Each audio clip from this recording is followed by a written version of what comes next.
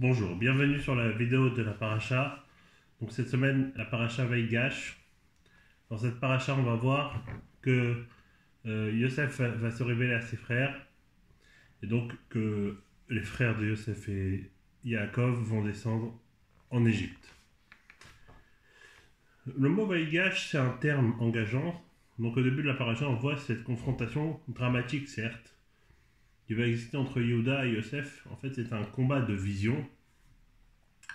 Yehuda, il avait la vision de que le service divin devait se faire en se séparant le plus possible du monde pour s'attacher au divin, alors que Yosef, lui, il avait la vision plutôt qu'il fallait rentrer dans le monde. Et on a vu que Yaakov, il préférait cette vision, certes, mais voilà, Yehuda ici est prêt au combat. Vaïgash, on dit que c'est un terme engageant. Et donc il va aller voir Yosef, il va lui faire comprendre que lui s'est porté garant et que donc c'est lui qui doit rester esclave et pas Binyamin, puisque c'est lui qui est garant du retour de Binyamin. Et que si Binyamin ne retourne pas chez Yaakov, Yaakov peut en mourir, ce qui peut s'avérer dramatique. Suite à ça, Yosef est ému. Il faut se rappeler que Yosef leur a parlé uniquement en égyptien, il utilisait un interprète, et que jusqu'à maintenant, il avait tout fait. À chaque fois qu'il avait pleuré, il s'était retiré. Plusieurs choses d'ailleurs, c'est intéressant ces histoires. Qu'est-ce que Yosef pleure? Il est ému de quoi? En réalité, Yosef, toute sa vie, il va chercher une chose. Il va chercher une unité familiale, une entité. Et lorsqu'il va être rejeté par ses frères finalement, il va vivre le drame. Et là, c'est l'occasion pour lui de renouer et d'essayer de reconstruire cette entité, cette unité. Et là, on va voir ça quand il va voir pour la première fois son frère Binyamin où il va pleurer. Qu'à ce moment-là, on va voir que il va pas pleurer tout de suite quand il voit son frère. Il peut être ému de voir son frère. Non, il va pas pleurer tout de suite. Il va pleurer quand il va comprendre que Binyamin, il a eu 10 enfants, que chaque enfant qu'il a eu, eh bien, il va l'appeler sur une épreuve qui est arrivée à Yosef. C'est-à-dire qu'il va s'apercevoir qu'il y a un frère, qui est Binyamin, qu'il n'a pas oublié. Et là, c'est là où Yosef va être très ému, mais là, c'est ici, il décide de se révéler à ses frères. Et donc finalement, Yehuda va trouver en lui le meilleur allié pour accomplir ce qu'il voulait. Et donc, il va dire à tous ceux qui sont là de sortir et va s'exprimer en hébreu. Donc les frères vont pas comprendre au début, mais ensuite il va leur dire: je suis Yosef, est-ce que mon père est bien vivant? C'est la première chose qu'ils disent. C'est intéressant, ça veut dire que comme en fait il est en train de poser la question: comment est-il possible que 22 ans sans me voir, il est encore vivant? C'est ça qu'il est en train de dire, parce qu'ils l'ont dit déjà qu'il était vivant. Et Yosef, il s'étonne en fait, comment c'est possible? Et voyant que les frères vont culpabiliser, Yosef va dire: écoutez, vous l'avez pensé pour une mauvaise chose, mais Dieu a finalisé cette chose pour le bien.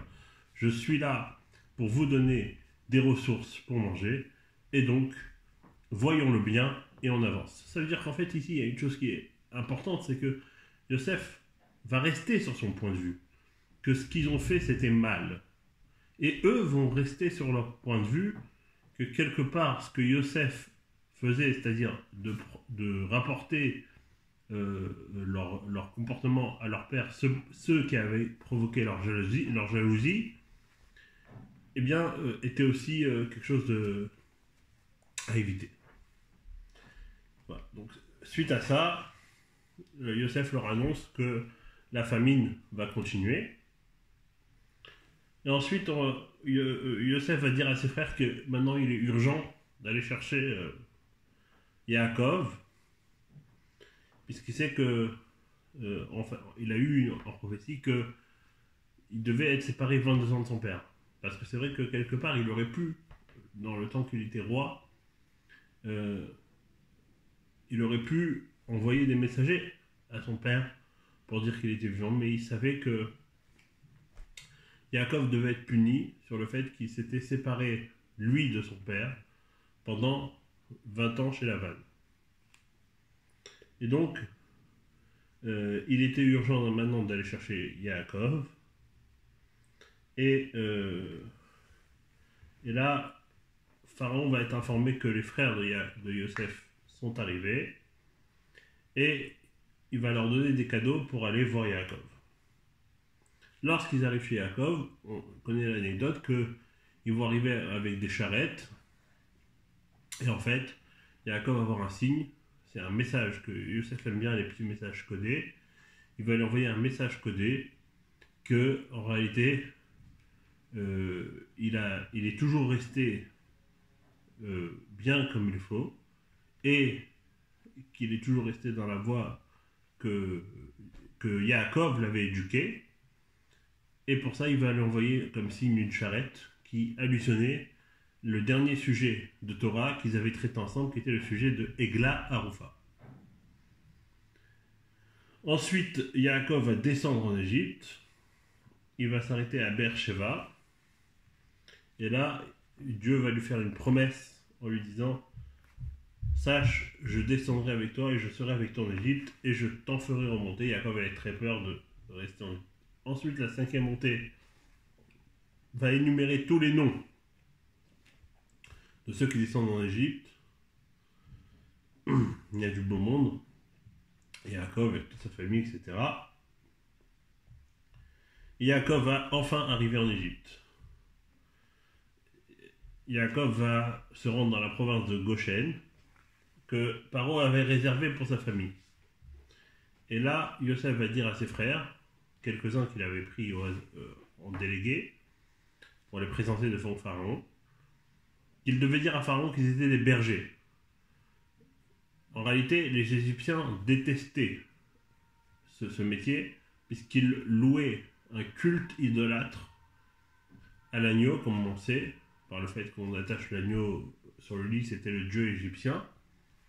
Eh bien, en réalité, eux, ils détestaient ce métier de berger, et donc, en fait, Yosef disait ça à ses frères, parce qu'il sait très bien que ses frères, ça va toujours être comme ça, l'histoire de berger sur la Torah, en fait, il voulait être berger pour quelque part se sortir un petit peu du monde, parce que finalement, berger, ça n'a pas besoin d'une grande préoccupation et beaucoup de travail et beaucoup d'investissement.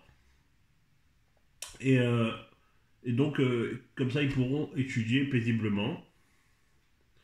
Et alors, donc, les frères disent qu'ils sont bergers, et donc, Yaakov et Pharaon les installe à Goshen. Et là, Pharaon va demander aussi à Yaakov de le bénir. Yaakov, en fait, va bénir Pharaon que lorsqu'il ira devant le Nil, les eaux du Nil monteront à ses pieds. À la 7e montée, on va voir que comment économiquement les Égyptiens, rien ne va plus, puisque la famine est tellement dure que les Égyptiens sont d'abord obligés de donner tout leur argent qu'ils avaient en économie, en échange de nourriture. Ensuite, il n'y a plus d'argent. Alors, quand l'argent s'épuise, ils vont payer avec des bétails.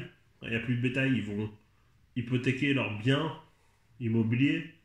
Et à la fin, même eux se vendent en esclaves pour Pharaon pour avoir à manger. Et donc là, il y a aussi l'idée de l'impôt que Yosef avait mis sur l'Égypte afin de racheter finalement cette dette. On parle un petit mot sur la Haftara. La Haftara de Vaïgash nous parle d'une prophétie du prophète Isaïe. Et en réalité, on revient ici à la confrontation dramatique qu'on a entre Yehuda et Yosef qui va quelque part durer dans l'histoire, puisque vous savez que dans l'histoire, il va y avoir le royaume de Yehuda et le royaume d'Israël. le royaume de Yehuda va être composé, comme son nom l'indique, majoritairement de la tribu de Yehuda et aussi la tribu de Binyamin, alors que le royaume d'Israël va être majoritairement peuplé par la tribu d'Éphraïm, qui fait partie des descendants de Yosef. Et cette confrontation qui existe entre Yosef et Yehuda va durer, donc dans l'histoire. Et dans notre Haftara, on va voir en fait que de la même manière que dans notre paracha, Yehuda et Yosef vont finir par se retrouver et vont finir par s'unir, réunis, heureux. Eh bien, Dieu va prédire à travers la prophétie d'Isaïe que les 10 tribus exilées reviendront lors du futur messianique. Et quelque part, on peut voir ici un clin d'œil, c'est que le début de l'histoire, c'est Yosef qui joue un rôle majeur, puisque c'est Yosef qui est vice-roi d'Égypte et qui va jouer le rôle primordial, alors qu'à l'avenir, c'est le descendant de Yehuda qui est Mashiach, qui lui va jouer ce rôle primordial. Et donc finalement, c'est ces deux personnages forts de l'histoire qu'on a ici, qui ont deux visions, et ces deux visions qui s'opposeront toujours jusqu'à la venue du Mashiach, qu'on souhaite très rapide. Amen. Chazak Baruch, Shavua Tov à tous, des bonnes nouvelles pour chacun. Ce cours cette semaine est dédié pour la Refoua Shlema de Esther Bat Sarah. Que Dieu lui amène une très grande Refoua Shlema très rapidement. Amen.